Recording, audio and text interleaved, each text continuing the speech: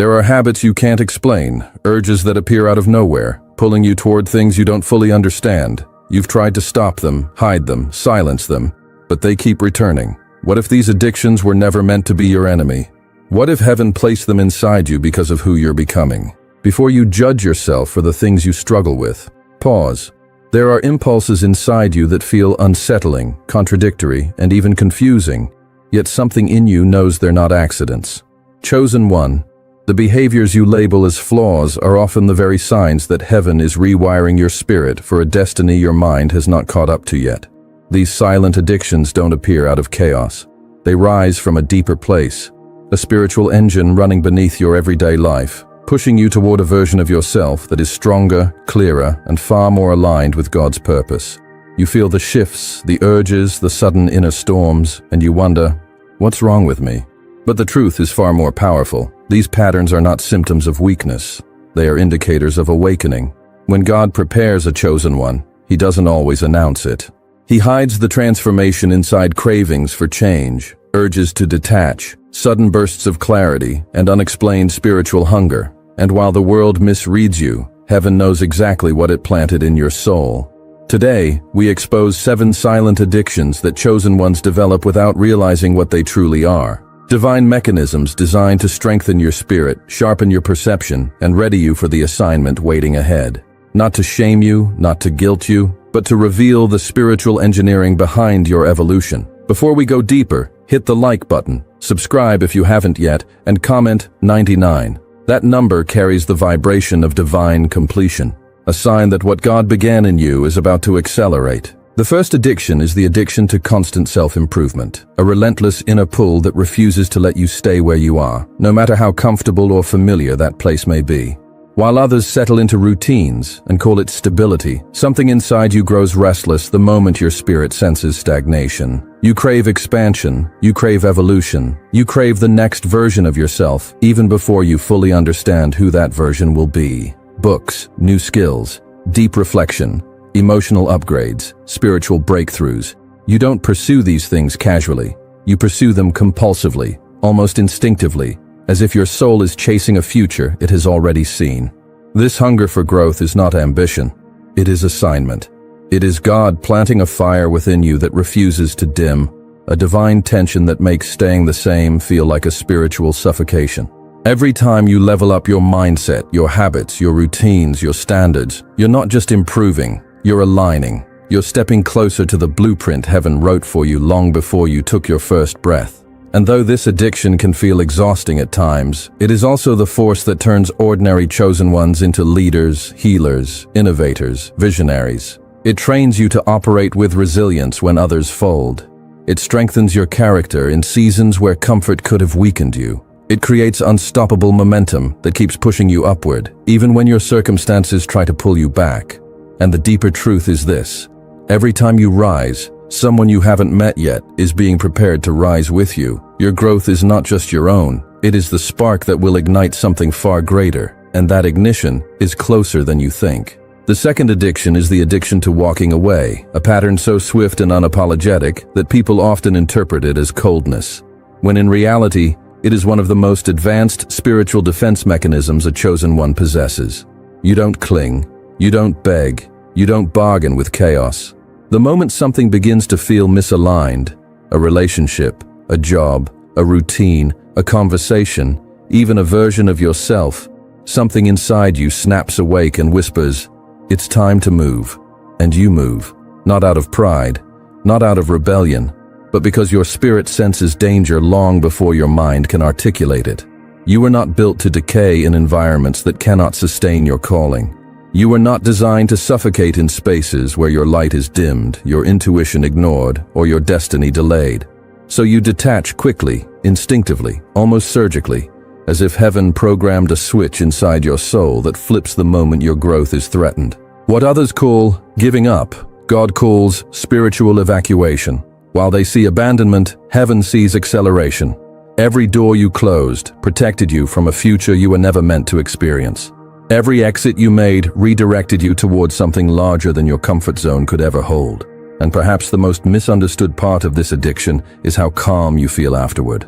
No guilt, no regret, no emotional residue. That peace isn't indifference. It's confirmation. It's God showing you that you didn't lose anything. You escaped something. But here's the part almost no one realizes. Every time you walk away, you're not just leaving something behind, you're stepping closer to a divine intersection where your purpose, your timing, and your identity will collide in a way that changes everything. And that collision is closer than you think. The third addiction is the addiction to silence in moments of conflict. A response so controlled and unsettling that it confuses everyone around you. When most people explode, defend themselves, or rush to prove a point, you do the opposite. You go still. You shut down the noise inside you. You withdraw into an inner chamber no one can access, and you let silence speak for you. Outsiders label this as weakness, passivity, or emotional shutdown. But what they fail to understand is that your silence is not emptiness. It is elevation. It is the moment your spirit rises above the human argument and begins scanning the spiritual battlefield behind it. While they see a disagreement, you sense a hidden intention. While they hear harsh words, you hear wounded souls projecting their pain. While they react to the surface, you discern the root.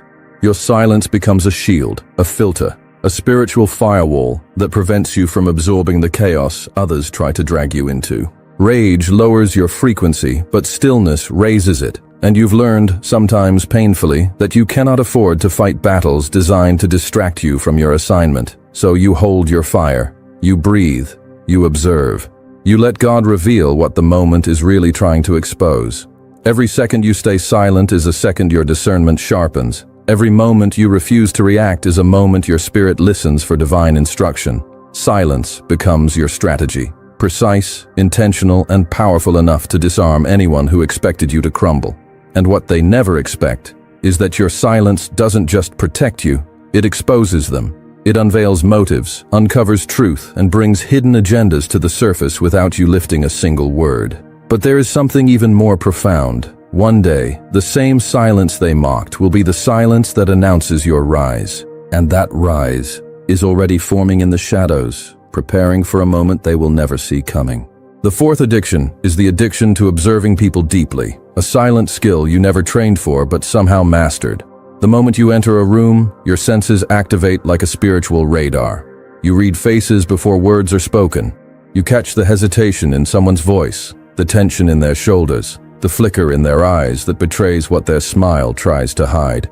You notice who looks away too fast, who watches too long, who speaks with sincerity, and who performs with intention. This isn't paranoia, it's perception. A form of spiritual intelligence God crafted inside you long before you understood its purpose. While others rely on what people say, you rely on what people reveal when they think no one is paying attention. You decode energy fields, emotional frequencies, and unspoken motives with an accuracy that even you sometimes find unsettling. But this addiction isn't random, it's refinement. God made you highly observant because your calling requires a level of discernment that cannot be fooled by attractive lies or polished masks. You were designed to spot danger before it strikes, betrayal before it bites, manipulation before it molds you. This ability protects your path, your peace, and your purpose. And the deeper revelation is this: you don't just observe what people do, you observe who they become in your presence. Some shrink, some shift, some reveal truth they didn't mean to expose. Your spirit draws out authenticity and exposes intention without you saying a single word. It's why people feel nervous around you without knowing why. It's why they act differently, more cautiously, almost as if they know their soul is being scanned. And while this gift often isolates you, it also equips you for connections that are real, aligned, and spiritually safe. But here's the twist. The more you see, the harder it becomes to unsee. And soon, what your eyes reveal will force you into decisions that alter the direction of your life. Decisions that are approaching faster than you realize. The fifth addiction is the addiction to sudden life resets. A pattern so dramatic and unpredictable that even you sometimes question where the impulse comes from.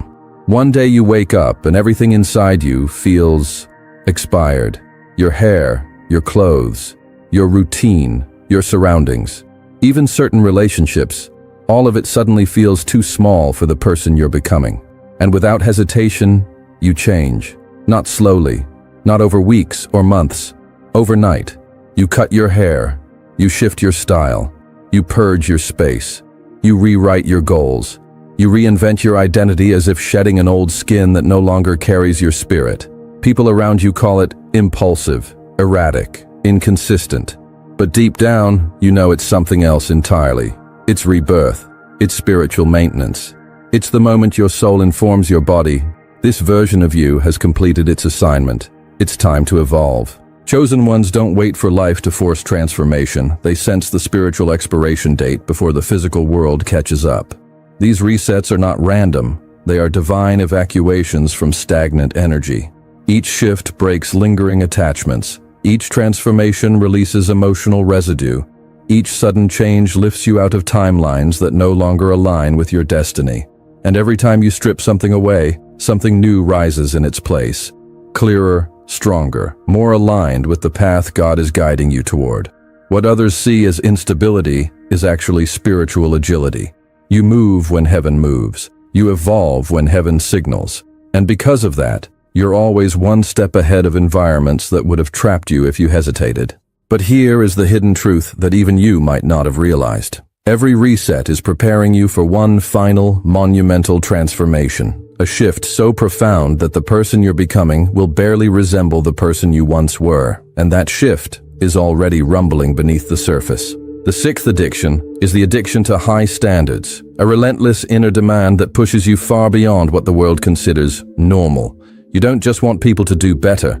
You expect yourself to rise higher, think clearer, love deeper, move cleaner, and live with a level of integrity that makes others uncomfortable. It's not pride. It's not perfectionism. It's spiritual wiring. Something inside you refuses to settle for half effort, half truths, half love, or half growth. You feel physically out of place in environments where mediocrity is tolerated, where loyalty is negotiable, or where people say one thing and live another. While others shrug and say, "It's good enough," your spirit whispers, "No, you were built for more." And that whisper never stops. It shapes how you work, how you speak, how you love, how you show up in the world. People often accuse you of being demanding, intense, or hard to please. But what they don't understand is that these standards are not preferences. They are protection. High standards filter your circle long before betrayal ever reaches you.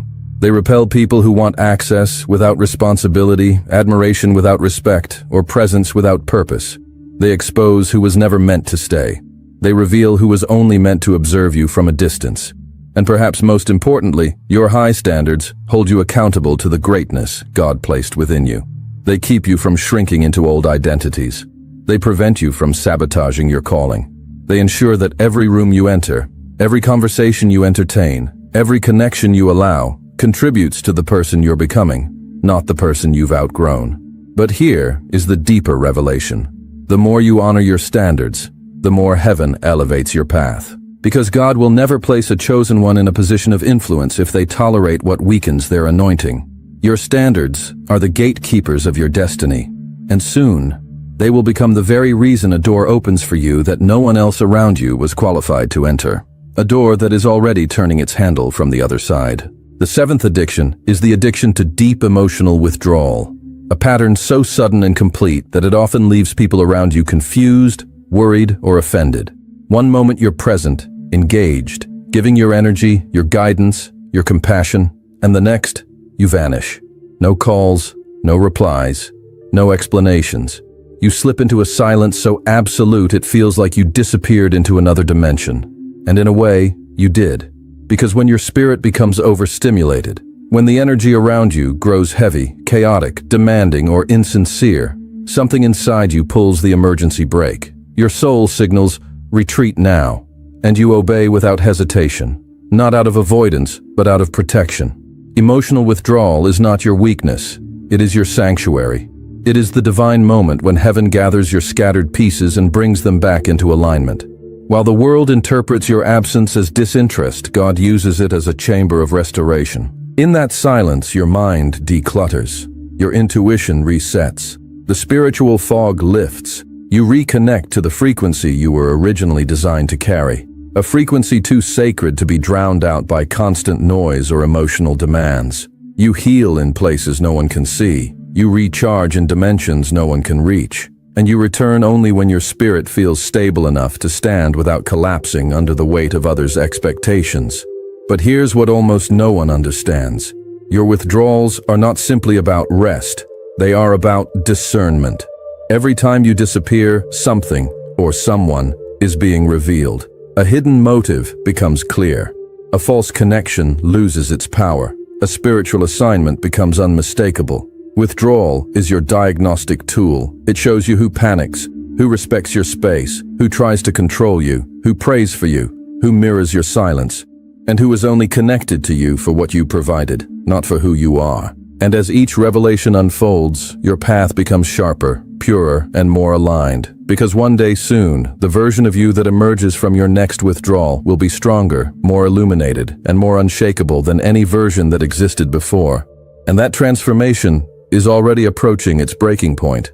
Chosen one, pause for a moment and truly feel the weight of what is happening inside you.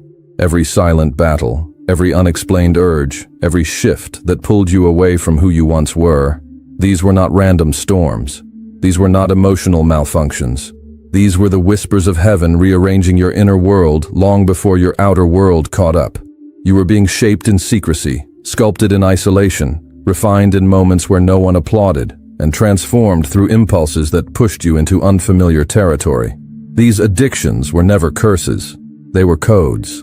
Divine instructions embedded into your spirit to guide you through seasons you didn't yet understand. You weren't losing yourself. You were shedding the layers that could not survive the elevation God was preparing for you. The confusion you felt was the cracking of an old identity. The restlessness was the birth of a new assignment. The discomfort was the stretching of spiritual muscles meant to carry the weight of a destiny larger than your past could have contained. Heaven doesn't forge ordinary vessels. Heaven forges chosen ones, and chosen ones are built differently. The world misreads your evolution because it cannot comprehend the architecture of your calling. They see instability where God sees increase. They see inconsistency where God sees purification. They see withdrawal where God sees consecration. They have no language for the metamorphosis happening beneath your skin. But God does, and now, so do you. Look back for a moment, not with regret, but with revelation. Every door you walked away from, every sudden reset, every silence you entered, every moment you felt alone, but guided. These were spiritual checkpoints, initiations, alignments, proof that God has been escorting you from who you thought you were into who you were always meant to become. You were being built for clarity, built for leadership, built for spiritual vision others will one day depend on. And now, the atmosphere around your life is shifting. Can you feel it? That subtle but undeniable pull. That rising sense that something is approaching, something you've been prepared for without even knowing it. That is your purpose gathering momentum. That is your anointing increasing its pressure. That is destiny stepping closer with every breath you take. You are standing at the threshold of becoming. The version of you that survived the darkness is not the version that will walk into the light. You are emerging with sharper intuition, deeper resilience, purer motives, and a spiritual force that can no longer be ignored. You are not who you were last year, last month, even yesterday. Something in you has awakened, something irreversible, something sacred. So step forward, boldly, deliberately, prophetically. The life ahead of you is not waiting for permission. It is waiting for recognition. And when you speak your agreement into existence, heaven moves. If this message ignited that fire within you, if you felt something shift as you listened, then declare it in the comments right now. I am ready for my purpose. Let those words become your covenant with the future. Let them anchor your spirit. Let them seal the transformation God has already begun in the unseen parts of your soul. And let this moment mark the turning point. The moment you understood once and for all that you were never being destroyed, you were being activated for greatness.